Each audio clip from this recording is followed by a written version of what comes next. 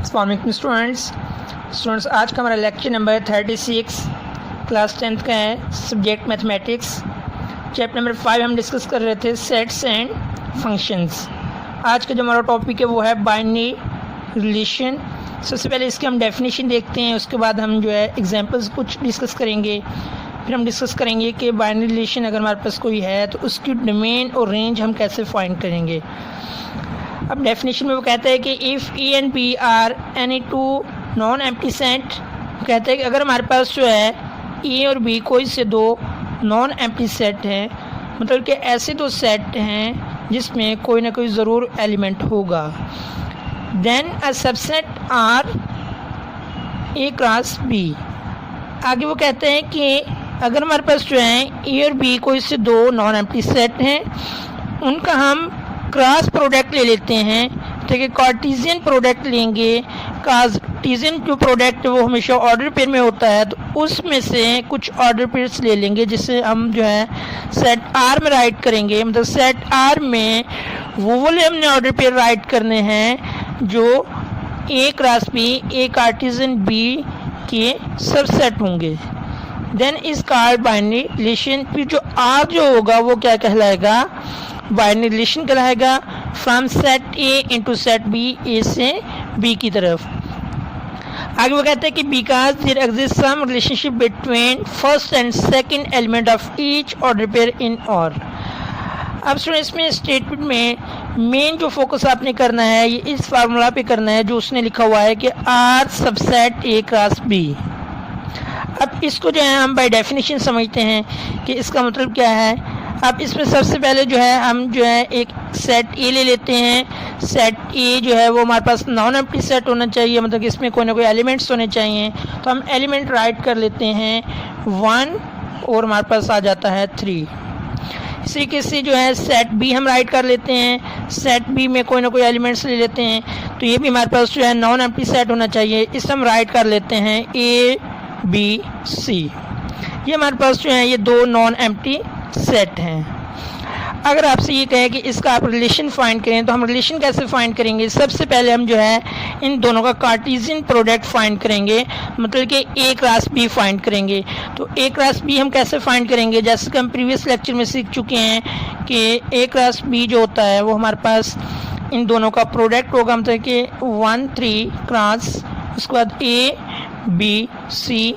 अब जब भी हम कार्टेशियन प्रोडक्ट लेते होते हैं तो ये हम ऑर्डर पेयर में लिखते होते हैं। ऑर्डर पेयर हम कैसे एलिमेंट्स को लिखते हैं कि फर्स्ट एलिमेंट लेंगे सेट ए का, इसको बारी बारी सेट बी के हर एलिमेंट के साथ राइट करेंगे। सेम टू सेम इसी मेथड से भी जो है सेकंड एलिमेंट लेंगे सेट ए का, उसको भी सेट बी के हर एलिमेंट के साथ राइट करेंगे। तो हमारे पास फर्स्ट ऑर्डर पेयर बन जाएगा 1 को हम ए के साथ राइट करेंगे, उसके बाद हम 1 को बी के साथ राइट करेंगे, इस तरीके से 1 को हम सी के साथ राइट करेंगे। नेक्स्ट हमारे पास 3 है, तो 3 को जो है 3 को भी बारी बारी हम सबके साथ राइट करेंगे। तो 3 को हम जो है राइट करेंगे पहले ए के साथ, नेक्स्ट हमारे पास आ जाएगा 3 को हम राइट करेंगे बी के साथ, इस तरीके से 3 को हम राइट करेंगे सी के साथ। तो ये हमारे पास टोटल क्या आ जाएगा ए क्रॉस बी, जो बाय डेफिनेशन हमारे पास था ए क्रॉस बी। अब हम क्या करना चाहते हैं कि इसमें से कुछ रिलेशन फाइंड करना चाहते हैं जो हमारे पास, जिसको हम सेट आर का नेम दे देते हैं। तो आर हमारे पास क्या होगा कि इन्हीं में से ही कुछ हमने ऑर्डर पेयर लेने हैं, तो वो सेट आर में लिख देंगे। अब सपोज कर लेते हैं मैं एक 1 और ए ले लेता हूँ, सेकंड जो है मैं 1 और सी ले लेता हूँ, एक और ले लेते हैं हम 3 और ए ले लेते हैं। तो ये हमारे पास जो है ये देखें, ये जो सेट आर है ये ए क्रॉस बी का सबसेट है। अब सबसेट क्या होता है कि सेट ए का हर एलिमेंट ए क्रॉस बी में मौजूद होना चाहिए, तब आर जो है वो ए क्रॉस बी का सबसेट होगा। अब 1 और ए जो है ऑर्डर पेयर ये भी ए क्रॉस बी में है, 1 और सी ये भी ए क्रॉस बी में है, 3 और ए ये भी ए क्रॉस बी में है। तो हम लिख सकते हैं कि आर जो है सेट आर जो है ये सबसेट है किसका, ए क्रॉस बी का। और ये वाला जो सेट आर है इसको हम कहेंगे बाइनरी रिलेशन। दोबारा देखते हैं डेफिनेशन को कहते हैं कि if A and B are any two non empty set, हमने ए और बी को इससे दो नॉन एम्प्टी सेट ले लिए हैं। आगे वो कहते हैं कि then a subset R subset A cross B, तो कि ए क्रॉस बी हमने फाइंड करना है, तो हमने ए क्रॉस बी फाइंड किया। उसके बाद हमने आर एक ऐसा सेट लेना है जो कि ए क्रॉस बी का सबसेट हो। तो अब जो है हमने आर में जो ऑर्डर पेयर लिखे हुए हैं ये ए क्रॉस बी के सबसेट हैं। Is called binary relation from set A into set B. A into B का मतलब है कि हमने ए क्रॉस बी फाइंड किया था। अगर यहाँ पे बी इंटू सेट ए होता फिर हम बी क्रॉस ए फाइंड करते हैं, because there exist some relationship between first and second element of each order pair in R. अब इसमें क्या है कि सेट आर में जो फर्स्ट और सेकंड एलिमेंट है इनका जो रिलेशनशिप है वो किससे है, ए क्रॉस बी से है। अब इसी चीज़ को जो है हम थोड़ा सा ग्राफिकली देखते हैं कि हमारे पास सपोज एट सेट ए है, तो सेट ए का हम एलिमेंट्स जो है राइट कर लेते हैं। सेट ए में हमारे पास क्या है, सेट ए में था 1 3। उसके बाद जो है हम सेट बी के एलिमेंट्स राइट कर लेते हैं। सेट बी के हमारे पास एलिमेंट कौन से थे, ए बी सी। अब इस रिलेशन में मैंने लिया था 1 और ए, मतलब कि 1 को हम किससे मैप करेंगे, हमारे पास जो अगर mapping A to set B हो तो 1 को हम ए से मैप करेंगे। उसके बाद सेकंड में था 1 और सी, तो 1 को हम सी से मैप करेंगे। उसके बाद 3 किसके साथ था, ए के साथ था, तो 3 को हम ए से मैप करेंगे। तो ये हमारे पास जो है ये हमारे पास एक रिलेशन है। अब यहाँ पे हम फंक्शंस के टर्म्स को डिस्कस नहीं कर रहे हैं क्योंकि फंक्शन की अलग से टर्म एंड कंडीशंस हैं, होता वो भी रिलेशन है लेकिन वो फंक्शन जो होता है वो अलग से आगे इसका नेक्स्ट टॉपिक होगा। अभी जस्ट हम जो है रिलेशन को डिस्कस कर रहे हैं। तो 1 किस मैप हो रहा था, ए से, तो 1 को हमने ग्राफिकली ए से मैप कर दिया। उसके बाद 1 किस मैप हो रहा था, सी से, तो 1 को हमने सी से मैप कर दिया। सी किस, उसके बाद 3 था, तो 3 किस मैप हो रहा था, ए से, तो हमने ए से मैप कर दिया। अगर आपके पास ये ग्राफिकली हो तो आप इस फॉर्म में भी दोबारा सेट की फॉर्म में लिख सकते हैं कि फर्स्ट एलिमेंट 1 लिखेंगे और उसका इमेज जो है वो हमारे पास ए था तो ए राइट किया, 1 का इमेज सी था तो 1 को सी के साथ राइट किया, 3 का इमेज ए था तो हमने 3 को ए के साथ राइट किया। ये थोड़ा सा ग्राफिकली था और ये हमारे पास सेट की फॉर्म में था। अब उम्मीद है कि आपको रिलेशनशिप बाइनरी रिलेशन की तो समझ आ चुकी होगी। अब इसमें हम देखते हैं कि इसमें कुछ डोमेन्स होती हैं इस रिलेशन की, कुछ हमारे पास रेंज होती हैं। अब डोमेन और रेंज क्या होती हैं इस रिलेशन की, कि इस रिलेशन के जितने भी ऑर्डर पेयर हैं इनके फर्स्ट एलिमेंट को हम क्या कहते हैं, डोमेन, और जो इनके सेकंड एलिमेंट होते हैं इसको हम क्या कहते हैं, रेंज कहते हैं। अब डोमेन और रेंज जो है हमारे पास फिर इस सेट की क्या बनेंगी। अब स्टूडेंट हमारे पास जो है ये एक रिलेशन जो था इसका हम जो है डोमेन और रेंज जब फाइंड करेंगे तो डोमेन आर को हम जो है DOM से डिनोट करते हैं। तो अब इसकी डोमेन क्या बनेगी कि जो रिलेशन है इसका फर्स्ट एलिमेंट हर ऑर्डर पेयर का इसकी डोमेन होगी। अब इसमें first element first order pair का जो है 1 है तो 1 राइट करेंगे। उसके बाद दोबारा फिर 1 आ गया तो 1 जो है हम एक बार लिखेंगे, दोबारा रिपीट नहीं करेंगे। उसके बाद 3 है तो इसमें आ जाएगा 3। तो इस रिलेशन की जो डोमेन है वो हमारे पास क्या है, 1 3। इस तरीके से अगर हम रेंज की बात करें तो रिलेशन के अंदर जितने भी ऑर्डर पेयर होते हैं इसका जो सेकंड एलिमेंट होता है वो उस रिलेशन की रेंज कहलाता है, जिसे हम डिनोट करते हैं RANG ऑफ और। अब इसमें कौन से एलिमेंट्स आएंगे, सेकंड एलिमेंट्स जितने भी ऑर्डर पेयर्स हैं तो हमारे पास A आ जाएगा।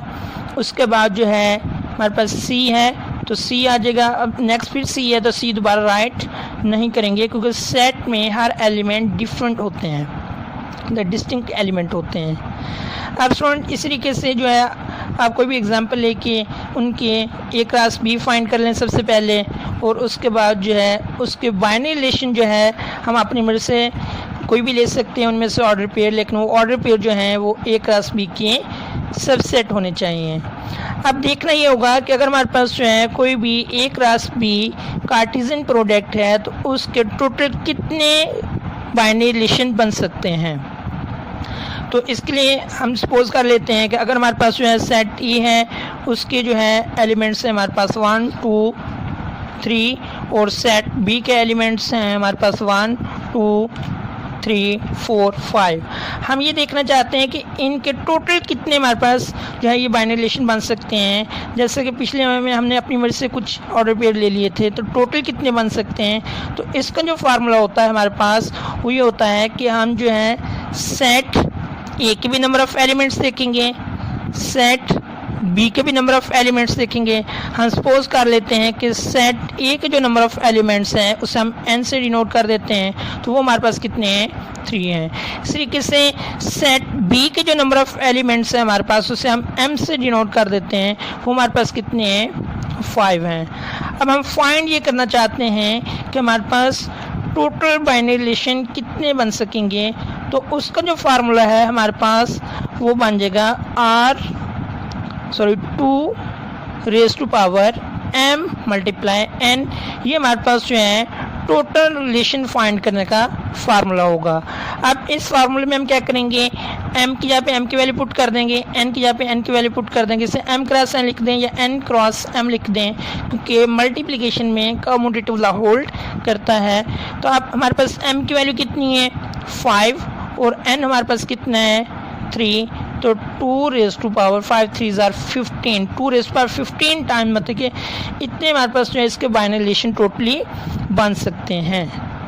दोबारा रिपीट कर रहा हूँ इसको कि अगर हमारे पास कोई इससे 2 सेट हों, MCQs में वो आपसे पूछ ले कि इसके टोटल कितने बाइनरी रिलेशन बन सकते हैं। तो इसके लिए हम क्या करेंगे, सेट ए के भी नंबर ऑफ़ एलिमेंट्स देख लेंगे, सेट बी के भी नंबर ऑफ़ एलिमेंट्स राइट कर लेंगे। उसका जनरल फार्मूला है 2 raise to power m cross n, या n क्रॉस m भी राइट कर सकते हैं आप। तो इसमें हम क्या करेंगे कि 2 की पावर n हमारे पास set of elements, number of elements of set A, और m हमारे पास आ जाएगा number of elements of set B. तो यहाँ पे पुट करेंगे तो 2 रेज़ टू पावर 15 हमारे पास आंसर आ जाएगा। अब नेक्स्ट हम जो है एक्सरसाइज 5 नेक्स्ट लेक्चर में हम एक्सरसाइज 5.5 डिस्कस करेंगे। उस पर हमने ये देखना होगा कि हमारे पास अगर कोई ए बी सेट दिए हुए हैं या कोई से 2 सेट हैं तो उनके हम बाइनरी रिलेशन कैसे फाइंड करेंगे। तो उसके लिए सेम यही मेथड होगा। तो उम्मीद है कि स्टूडेंट्स आपको अच्छे से समझ आ चुकी होगी कि बाइनरी रिलेशन क्या होता है, डोमेन ऑफ सेट रिलेशन क्या होता है, रेंज ऑफ रिलेशन क्या होता है, और अगर हमने टोटल फाइंड करने हो कि कितने बाइनरी रिलेशन फाइंड कर सकते हैं, तो उसके लिए ये वाला फार्मूला आप अपने माइंड में रखेंगे। तो नेक्स्ट लेक्चर तक अल्लाह हाफिज़।